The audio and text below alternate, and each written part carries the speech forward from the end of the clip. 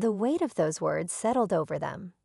If James hadn't noticed the tracks, if his mother hadn't pointed them out, this would have ended differently. He would have been left standing here, humiliated, with no proof of anything except a false accusation. And the real criminals would have walked away clean. The officer on the radio looked up. "We'll send a unit to check the neighbor's place." His voice was more careful now, less certain. James could tell he wasn't used to being on the wrong side of a mistake like this. James nodded, but the tightness in his chest didn't ease. He had no doubt in his mind what they would find. Maybe not the stolen tools themselves, but something. A connection. The truth was out now, and it was only a matter of time before the full story unraveled. His mother exhaled and placed a hand on his shoulder. "Let's go inside," she said softly. James hesitated, his eyes lingering on the shed, on the road, on the officers who were finally taking him seriously. But what more could he do tonight? He had already done more than enough. As they walked back toward the house, James glanced over his shoulder one last time. The officers were still there, investigating, talking quietly. It didn't change what had already happened, but at least they were looking in the right direction now. Inside, his mother sat down at the kitchen table, shaking her head. "I'm so tired of this," she admitted, "of having to prove what's already ours." James sat across from her, rubbing his hands together. He knew what she meant. He had left home, served his country, come back to build something for himself. And still, people saw him as an outsider on his own land. But tonight, at least he had turned the narrative around. He wasn't the suspect. He was the one who had exposed the truth. The headlights from the patrol car flashed through the window as one of the officers pulled away. James watched them disappear into the distance, knowing this wasn't over. But this time, he was the one watching. The sun was just starting to set over the quiet farmland, casting long shadows across the golden fields. It was the kind of peaceful evening where nothing seemed out of place, until the sound of tires crunching on gravel shattered the calm. A sheriff's deputy, uniform crisp, badge gleaming, pulled up to the entrance of a private farm. His eyes scanned the property, narrowing as he spotted a man near the barn, loading tools into the back of a pickup truck. The man, tall, strong, dressed in work clothes, paused when he noticed the police cruiser. His hands rested on the truck bed, his expression unreadable. He had lived here all his life, knew every inch of this land because it belonged to his family. But something about the way the officer stepped out of his car, hand hovering near his holster, sent a familiar chill down his spine. "Hey, step away from the truck," the officer barked, striding forward with authority. The man raised an eyebrow but didn't move. "This is my truck," he said evenly. "This is my farm." The officer scoffed, glancing at the house in the distance. "We got a report about a suspicious person stealing equipment. Neighbors said they saw someone messing around out here. Show me some ID." There it was. That shift in tone, the unspoken accusation. The man took a slow breath, gripping the edge of the truck to keep himself calm. This wasn't the first time he'd been questioned like this, but it never got easier. "I don't have my wallet on me," he admitted, "but I can go inside and get it. Or you can talk to my family." The deputy's stance stiffened. "Nice try. Hands where I can see them." A knot of frustration tightened in the man's chest. This was his land, his home, and yet he was being treated like a trespasser. The officer's hand was on his radio now, calling something in. Backup, maybe. As if he was a threat.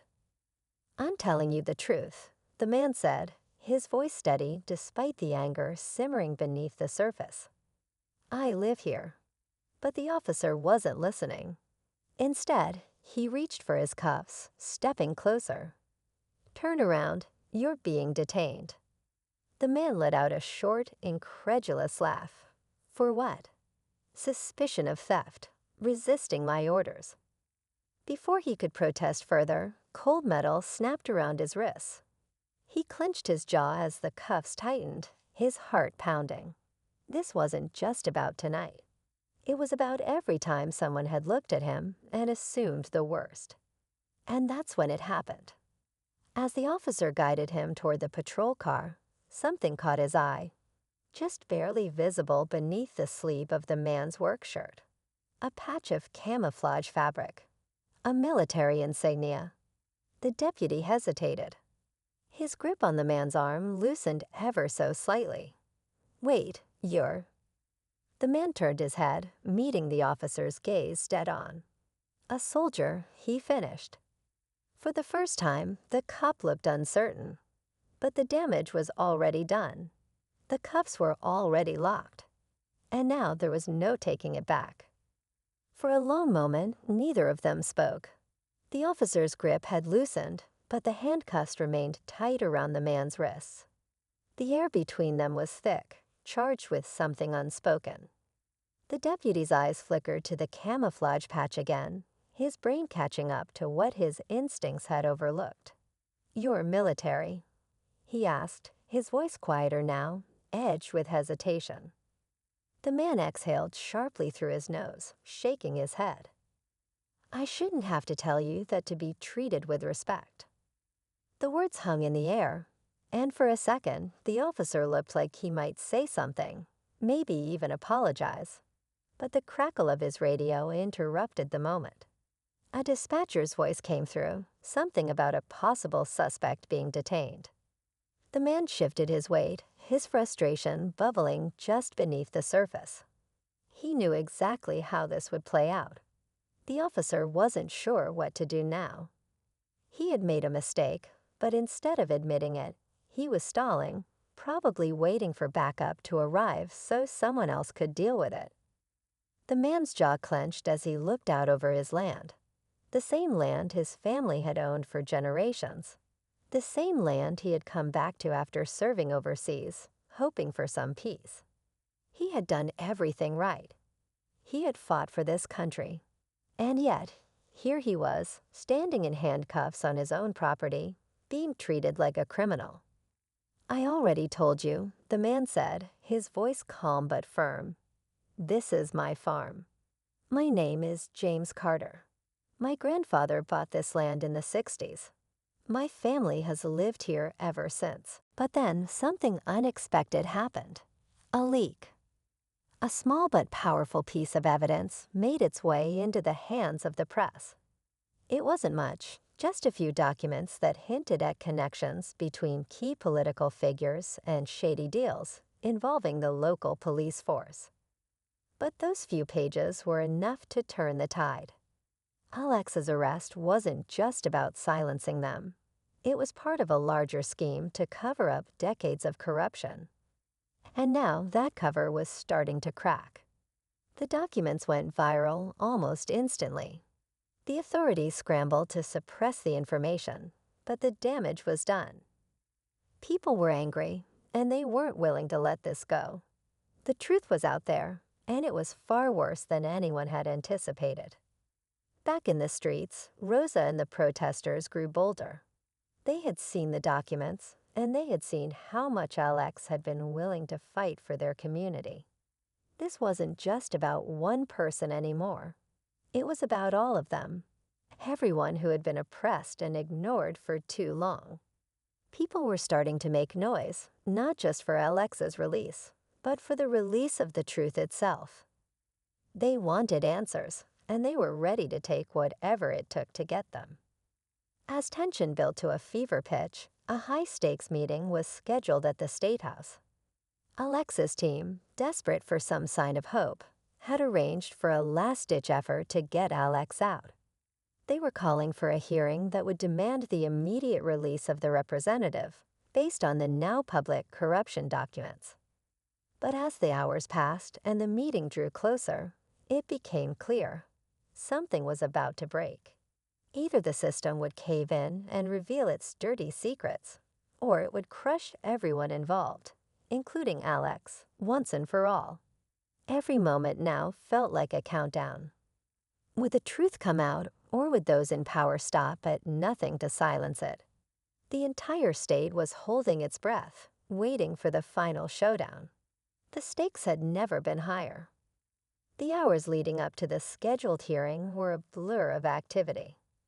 Alexa's legal team was preparing their case, the protests outside were growing louder, and the public was eagerly awaiting any signs that justice might finally be served. But as the time for the meeting neared, something unexpected happened. A cryptic message appeared on social media, one that seemed to be from someone on the inside. It wasn't much, just a few brief words. Asterisk, they'll do anything to keep Alex silent. You've been missiled. Asterisk. At first, it seemed like just another attempt to stir up fear, another distraction in a sea of noise. But the message lingered in Morgan's mind, gnawing at them. Could it be true? Had they all been so focused on the political corruption that they had missed something more sinister? Morgan knew something wasn't right, but they couldn't quite put their finger on it. As the minutes ticked down to the hearing, a sudden shift took place. Alexa's team received word that the hearing had been delayed indefinitely. The reason given was vague. Asterisk, there are ongoing investigations into the matter, and it's best that this be postponed. Asterisk, for many, it seemed like a tactical move, a way for the government to buy more time. But for Morgan, it felt like something far worse was unfolding. The uncertainty was now unbearable.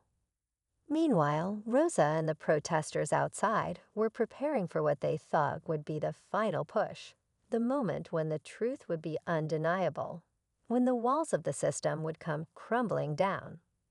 But just as they began to march toward the State House, something unexpected occurred. Dozens of police officers flooded the streets, pushing the crowd back with an iron fist. It wasn't just a show of force, it was an intimidation tactic. Rosa, caught in the chaos, felt a chill run down her spine. It wasn't just a protest anymore, it was a battle for survival. As the police moved in, something caught Rosa's eye, an unmarked van parked just down the street. The sight of it sent a wave of unease through her. She had seen it before, though she couldn't remember where. It was almost as if the van had been following the movement for days. But before she could make sense of it, everything went dark. The protesters were herded into holding pens, the media was forced to retreat, and for a brief moment, it seemed like the entire city had been put under lockdown. Back inside the jail, Alex could feel the walls closing in tighter than ever. With the hearing postponed, their fate seemed uncertain. But that wasn't the worst part. In the silence of their cell, Alex overheard something. An exchange between two officers just outside the door. It's already in motion. We can't let them find out the truth, one of them said, his voice low and tense. The whole thing could come down around us if they keep pushing. The words struck like a thunderclap. Alex suddenly realized that this wasn't just about keeping them locked up. It was about protecting a network of people with far more power than anyone had anticipated. The arrest had only been the beginning. Now, Alex was starting to understand what they were really up against. The corruption ran deeper than just local government. It was systemic, reaching into the highest levels of power. And those behind it would stop at nothing to keep their secrets buried. Meanwhile, Morgan, still reeling from the cryptic message, began to dig deeper. They turned to contacts they hadn't relied on before, former colleagues, insiders who might know more than they were letting on. What they uncovered sent a shockwave through them. The leak was more than just a warning. It was a diversion. The real story, the one everyone was missing, was far darker. Someone had orchestrated Alex's arrest, not just to silence them, but to cover up a massive scandal that had already claimed lives, and might claim more if it wasn't stopped. As the pressure mounted on both sides, the clock was ticking. The authorities knew that if the truth came out now, everything would unravel. But with Alexa's team uncovering more, and the public starting to question the narrative, the system was beginning to fracture. In the chaos, an unexpected ally reached out to Alexa's team, a whistleblower from within the police force who claimed to have critical information. But even with this new lead, time was running out. The question was no longer if the truth would come to light, but who would be left standing when it finally did. The tension reached a breaking point when Morgan, after days of relentless digging, finally uncovered a key piece of evidence, a hidden document, one that had been buried deep within a file the authorities thought no one would find. It wasn't just any file. It was the smoking gun that linked several high-ranking officials to illegal activities, from embezzlement to orchestrating violent cover-ups. This wasn't about political corruption anymore. It was a criminal network operating within the very system that was supposed to protect people. Morgan felt a surge of adrenaline as they realized just how much danger they were in. But they knew this was it. The truth was finally within reach. With the whistleblower's information now confirmed, Alexa's team rushed to get the evidence to the media. The authorities were already scrambling, trying to control the narrative. It was clear they were aware that the walls were closing in. But just as the press began to get wind of the story, a chilling new twist emerged. Rosa, who had been tirelessly leading the protests, received an unexpected phone call. It was from Alexa's lawyer, who sounded panicked. "You need to get out of the city," the lawyer urged. "They know you're involved now. It's not safe for you anymore. They're coming for you." Rosa's heart raced. She couldn't believe what she was hearing. It felt like the end was coming too quickly. The danger wasn't just about being arrested now. It was about something far more sinister. Someone was making sure that no one would make it out alive to tell the truth. Rosa didn't wait for further instructions. She gathered her closest allies and fled, using a series of safe houses and underground routes to escape the growing chaos. But even as she ran, she couldn't shake the feeling that the system was too far gone.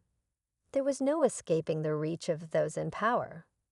The more she thought about it, the more she realized that the true fight was not for justice anymore. It was for survival. At the same time, Alex was being moved to a different facility.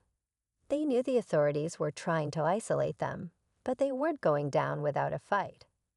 The guards had grown more hostile, and Alex could feel the pressure building. Just when they thought things couldn't get worse, the door to their cell opened. But it wasn't a guard. It was a familiar face, Morgan. "I got it," Morgan whispered urgently, holding out the document that would change everything. "We can't waste any more time. We have to get this to the public." But just as Alex reached for it, the sound of heavy footsteps echoed down the hallway. Someone was coming, someone who wasn't supposed to be there. Morgan froze. It was too late. The guards had figured it out. Alex and Morgan exchanged a glance, knowing the next moments would either seal their fate or be their only chance to escape. Suddenly, the lights flickered and the building went into lockdown. The sound of alarms filled the air. Someone from the inside had tipped them off. The whistleblower had made their move. The chaos erupted as Alex and Morgan rushed toward the exit, dodging guards and weaving through dark hallways. But just when it seemed like they were almost free, they ran straight into a room filled with armed officers. The silence left behind felt heavier than before. James turned to the second officer, his voice steady but cold. "This isn't just about a false report. You know that, right?" The officer didn't answer right away. His eyes flickered to his partner, then back to James. "I know," he said finally, "but proving intent is harder than proving a mistake." James shook his head, exhaling sharply. It was always like this. Just enough acknowledgement to move past the situation, but not enough to change anything. Then his mother's voice cut through the night. James, she said, her tone cautious, almost distant. He turned to her, confused. She was staring off toward the side of the barn, her brow furrowed. James followed her gaze, and then he saw it. Tire tracks, fresh ones, leading toward the equipment shed. Tracks that didn't belong to his truck. His stomach tightened. This wasn't just about a false report. Something else had happened here tonight. James felt his breath slow as he stepped toward the tire tracks. His mother was right. These weren't his. Someone had been back here, near the shed, and not long ago. His mind raced. Had the neighbor been snooping around before calling the cops? Had someone else come through, hoping the police would be too distracted with him to notice?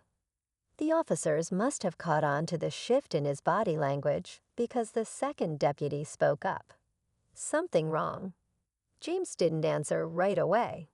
Instead, the officer's expression flickered with something, doubt maybe. But he didn't move to unlock the cuffs. "Then why did your neighbor call this in?" the deputy asked. James let out a bitter laugh. "You tell me. Maybe you should be asking why they thought I didn't belong here." The officer's mouth opened slightly, but he didn't respond. They both knew the answer. A second patrol car pulled up, its headlights cutting through the dimming light. Another deputy stepped out, his posture tense as he approached.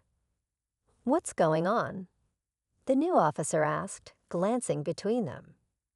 The first officer hesitated, shifting his stance. "Got a call about a possible theft. He says he lives here." The second officer frowned. "You check his ID." James lifted his cuffed wrists slightly. Didn't get the chance. The new officer gave his partner a look before turning to James. "All right, let's get this straightened out." His tone was more measured, less aggressive. But James had been here before. Just because one officer was willing to listen didn't mean things would go smoothly. Still, he took a breath, holding on to whatever patience he had left. Because this wasn't just about tonight. This was about something bigger, and he wasn't going to let this slide. James stood still, his wrists aching slightly from the handcuffs, but the real pain sat deeper. He had seen this before, too many times. The assumption, the quick judgment. The way people like him were treated as suspects first, no questions asked. His pulse was steady now, his frustration controlled, but a storm brewed inside him. The second officer, a little older, more measured in his approach, stepped closer and studied James for a moment. "You got proof you live here?" James exhaled slowly. "Yes. My wallet's inside the house. I can go get it, if you unlock these." He lifted his bound wrists slightly. The first officer shifted uncomfortably, but said nothing. The older officer glanced at him before nodding. "Take them off." A hesitation. Then with a click, the cuffs loosened. James rubbed his wrists, biting back the urge to say something sharp. He wasn't free because they suddenly believed him. He was free because someone with more experience had stepped in. "Wait here," the second officer instructed as James stretched his fingers. "I'll go with you." James didn't argue. He led the way toward the house, his boots pressing into the dirt, his heart still pounding. The sky had darkened now, a deep blue stretching over his land. His land. The weight of what had just happened sat heavy in his chest, but there wasn't time to unpack it yet. As he stepped up to the porch, the screen door creaked open. "James." A woman's voice, worried, sharp. His mother. She stood in the doorway, her expression tight with concern. Her eyes flickered to the officer behind him, then to his hands, as if checking for more signs of mistreatment. "What's going on?" she demanded, stepping forward. "Why are the police here?" James met her gaze steady. "Neighbor called in a report. Thought I was stealing from my own farm." His voice was even, controlled, but she could hear the anger beneath it. Her lips pressed together. She knew. Of course she knew.